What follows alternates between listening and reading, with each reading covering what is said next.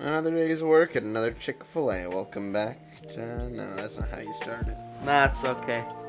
Is this Chipper Chungus episode 3, or is this just like the Mac G experience? No, this is Mipper Mungus. Mipper Mungus. Alright, this is the Colonel Koopa podcast, not the Chipper Chungus pod. Should we just upload this on Chipper Chungus? Yeah. Yeah, we'll upload it on Chipper Chungus.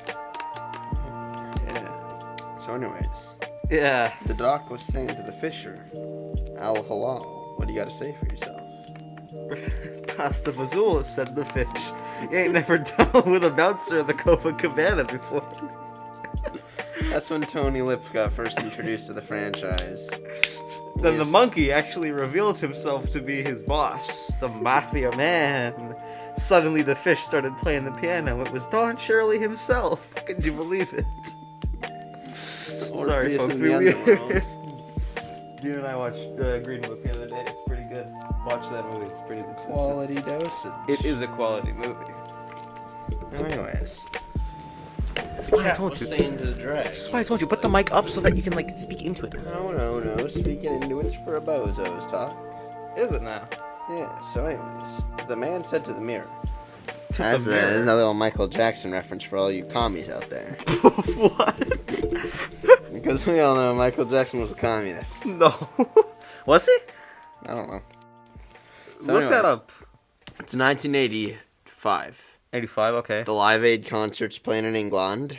Okay. Wasn't that Everyone's- 81? No, never mind. That was 85. Everyone's having a good time. Everyone's, singing along. Freddie know. Mercury's got a cup tower of Pepsi cups on top of his piano. They're like, all we hear is Radio Gaga. Yeah. That sort of jazz. Yeah. And then, Well, actually, the Queen made rock. If you want to get very specific.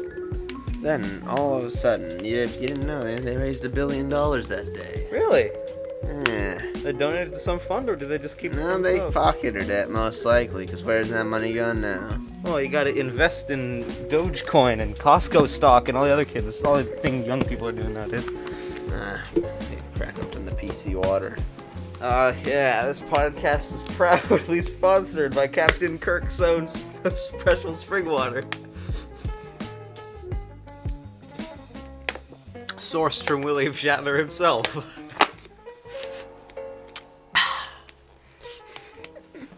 Listen to the sound, the serene sound of this water. So anyways,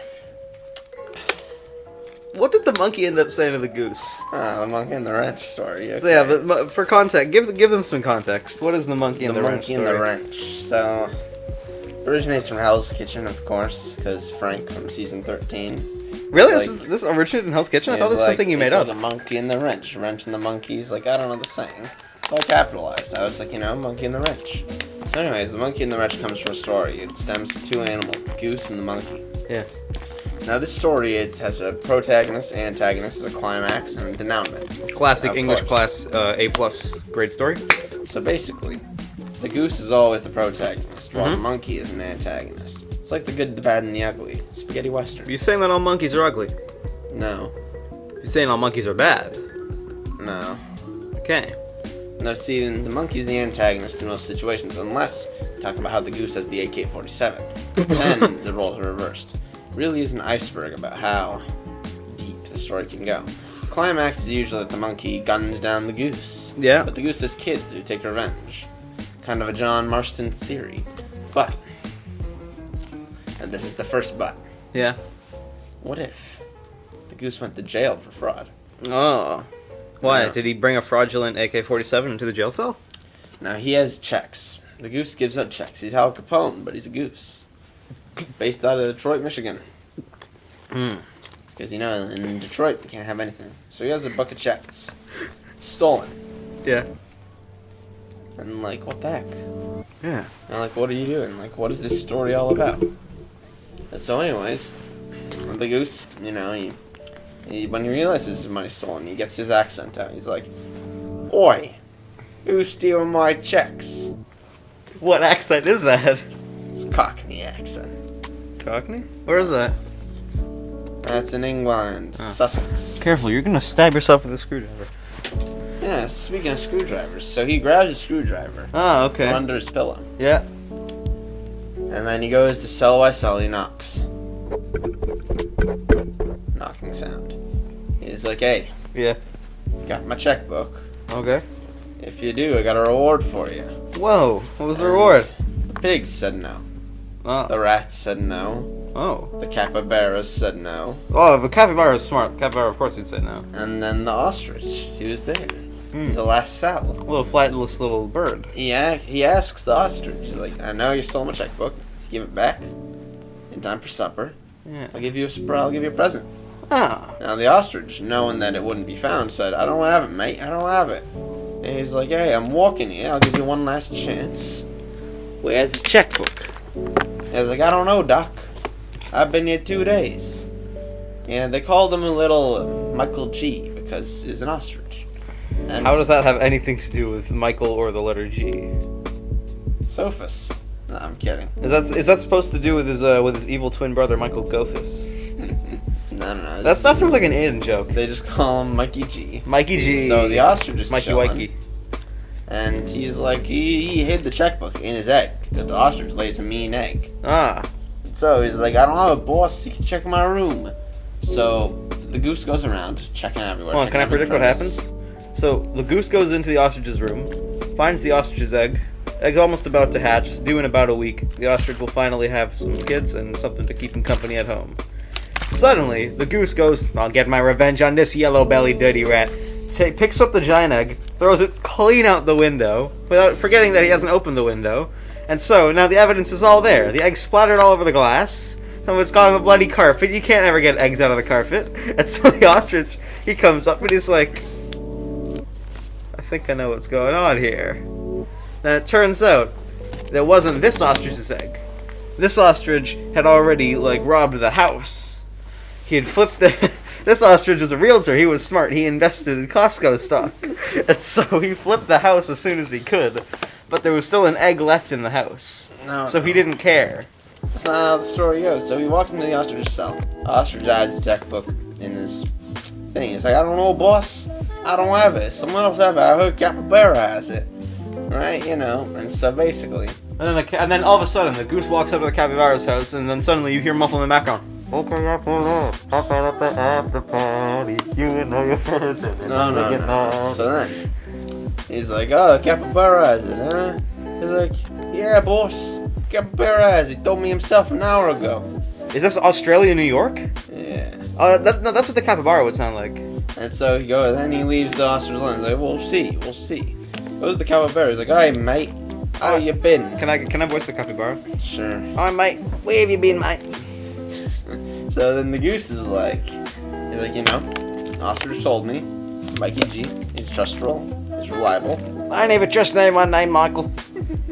And so anyways, he's like, give me my checkbook or I'll whack you. I tell you, mate, new man, messed up my Australian accent. Tell you, mate, new man named Michael, back in 6th grade. Dirty ruffian he was. Tell ya, stole my checkbook. That's why I never trust anyone named Michael. Say, believe that Michael was a little flightless little bird. Think he was a penguin or something. But that Mikey G next door reminds me a lot of him. Go interrogate, eh? So then the goose he's being conflicted. But then the ostrich has a plan. He's like, my name is Mikey G. The ostrich puts on a gold chain, sunglasses with carves, and he's like, my name is Mikey G, and I'm here to say, I stole your checkbook, now I fly away. But then he realizes he's an ostrich and that he can't fly. And that's the ostrich are fast. Oh yeah, he runs. So he speeds. He starts speeding up. And then the goose calls his good friend Wile E. Coyote. No. As soon as the goose turns his back, he zooms in the room, drops the checkbook onto the capybara's head, gets out of there. When the goose turns around, he's like, wait a minute. Stinking liar! You had my checkbook. Marty, it's not what it looks like. And then he's like, we're gonna have a reckoning for this. Oh, reckoning. And it's like, Where'd meet they me take at my him? cell after 7. Oh, is the goose a police chief? No, he's Al Capone. Oh yeah, the goose is on parole. So then they meet him at his cell at 7. And Goose is like, alright, we're gonna sell this man on man, mano y mano. And the capybara, and he then hands the capybara a shiv. a shiv? What's a shiv? It's a step. Oh, okay. He takes his pocket knife out. pocket knife is 2 inches longer than the shiv. Range advantage. But then suddenly the capybara goes, yeah, I wasn't Australian. I was putting that act on to get me a visa. You have to immigrate somehow. Land of the free? How come I can't take a shower in the Burger King soda dispenser then? So anyways. Yeah. Battle commences. Goose thinks he has the advantage, but Mikey G's like, yeah, boss, watch out, he's got a gun. Wait, the goose is there too? Sorry, the ostrich is there too? Yeah. In off time, he recruited the ostrich as his right hand. But he also suspects that the ostrich stole his checkbook. Yeah, so he's like, yeah, boss, watch out, he's got a gun. As soon as he heard the word gun, the capybara pulled the M16,000 out. 16. Spawned in the Terminator.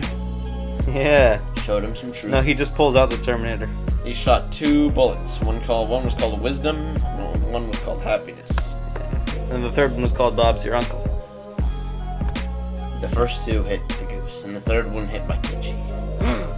The goose wasn't hurt. It was flesh wounds. But Mikey G was hit right in the head. The goose was a Canada goose who was already drunk on that Canada proof. 180 proof is the stuff in the booth, and the top shelf booth is the stuff on the roof. So anyways, Mikey G's hit in the head. Yeah. The goose liked Mikey G. He's a right-hand man. And so he's like, Bloody, what the hell did you do? And you're killing my men. We got a problem. Where's my checkbook? And he's like, I told you, boss. Ain't taking no check. No, remember, the capybara isn't Australian. Yeah, he faked the accent to immigrate. But he's doing it as a front to beat them out. So then, out of nowhere, what was that? The goose blows out the golden gun from Valorant. Whoa!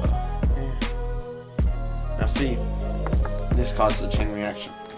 Because the goose lives in the same world as the monkey. Oh. This is the character exposition. And this is all in one of those cutaway segments in Hell's Kitchen, right? Noon. Yeah. So then, it cuts back to the monkey at home with a busted knee. The goose busted his knee when he couldn't pay up his debt. Those monkeys never, the monkeys always eat the dollar bills. They're like, these look like banana leaves. Like the dollar bills. And what they do with their coins, they throw them at the glass of the enclosures at the zoo to try to escape. You've seen that video, right? Where the monkey finds a sharp rock and then he, like, totally shatters the glass. Mm-hmm. That was scary. Have you ever seen a capuchin monkey? Or ever heard of them? I'm not. Okay, so the capuchin monkeys are really cool because they're some of the most intelligent monkeys ever. They have their own farming system in Brazil. They live on the ridges of mountains, which is super dangerous, but they only live there because some really good nuts grow there. But the nuts are encased in a hard shell.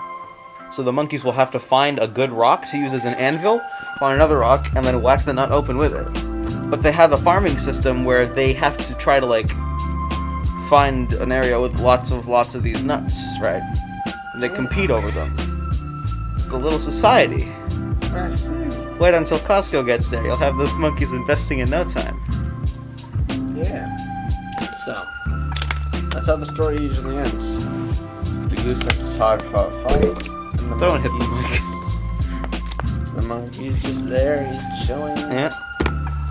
Speaking of San Hill, the other day I was in Sarajevo for the 14th anniversary of World War V. What? And, so obviously, Archduke Duke Ferdinand comes back from the dead. No, his grave is there, right? Because he's having a little celebratory dance. The boys of Sarajevo. He's dancing in his grave? Now, of course, he didn't do anything bad.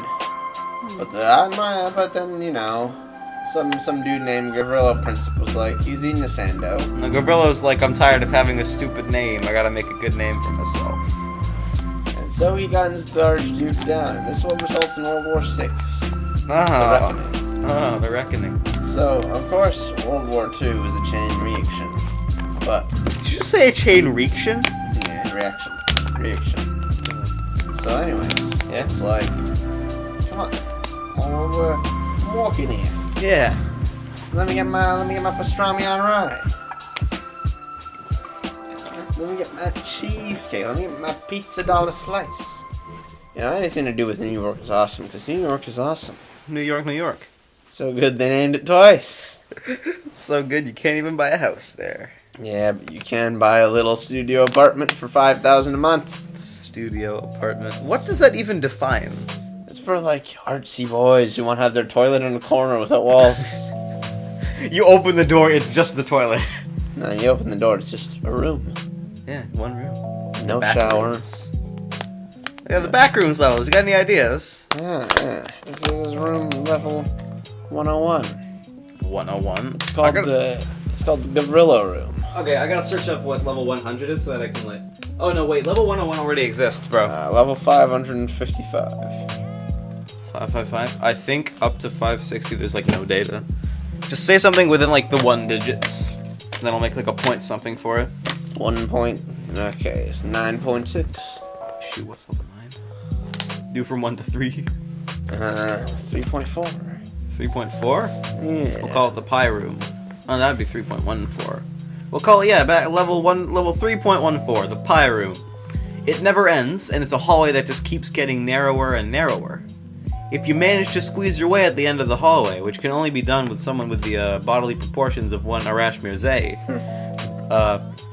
you'll be able to see an angry cutout of Gordon Ramsay, which is actually a skin stealer disguised as Gordon Ramsay.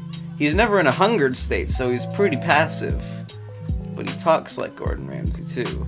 He'll call you a donut, he'll call you a piece of beef jerky, he'll call you a donkey. He'll call you a donkey, he'll call you an idiot sandwich, he'll do all that. But there's no way to get out. The only way to get out is if you cook a nice beef welly before entering the back rooms. Speed run your way through levels 0, 1, and 2, and 3. Then finally, in level 3, which I believe is like a abandoned prison, if you go into the cafeteria and sneak into the oven, there's a secret path that leads to level 3.14. Now if you cook a nice beef welly, and you cook it good enough, Gordon Ramsay goes, give that a 3 out of 4. And you pass through Gordon Ramsay. Blue team wins. Blue team wins. Giving Gordon Ramsay the Wellington will please him. He'll open the door. You'll be able to advance This pleases the level. Gordon Ramsay, but only temporarily. Yeah. Soon he will be asking, where's the risotto? And if he can't cook a risotto in time, the door will start to close. Why is it always the same stuff on the menu in Hell's Kitchen? Risotto! Oh, you see the clip of the guy who did get the pumpkin as pumpkin risotto. He was so pathetic. He's like, I want pumpkin. Where's my pumpkin? He reordered it 3 bloody times. He's like a Cheeto puff. Yeah, he's like, pumpkin risotto without pumpkin is like a risotto without rice. And then Jean-Philippe is like, there's rice right there, my friend. You've eaten almost all of it. You've eaten all of this? Yeah. There's no pumpkin in it. I don't want it. I don't want it. He's such a freaking baby cake, that guy. Baby cake. Anyone who has the audacity to go to Hell's Kitchen and has not watched a season of Hell's Kitchen, they don't know what they're in for. Some guy might bring in some low-quality, no-name pizza in there and then get chewed out by Jean-Philippe for having a doctorate in music. At least I have an education. Jeez. I do have an education, but do you have a doctorate? You have a doctorate in music. I have an education. Well, then you're less educated than me, so don't get in my face. What are you gonna do? Pull out the clarinet and do a little bit of...